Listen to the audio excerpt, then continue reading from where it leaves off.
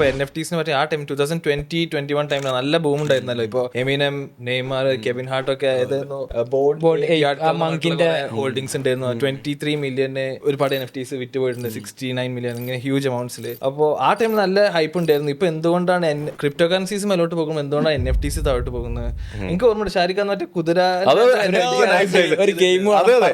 ഞാൻ ഫുൾ അത് എന്താ പറയാ, അത് ലേണിംഗ്, ഡെമോൺസ്ട്രേറ്റിംഗ് ഇൻ പബ്ലിക് വൈബായിരുന്നു. അപ്പൊ ആ ഒരു കാലഘട്ടത്തിൽ ബിറ്റ്കോയിനൊക്കെ കത്തി കയറുന്ന സമയമാണ്. NFTസും അഗൈൻ മോർ ഇമ്പോർട്ടൻ്റ്ലി NFTs ബിറ്റ്കോയിനേക്കാൾ Web3 ഭയങ്കര പോപ്പുലറായി, വളരെ കൂളായി.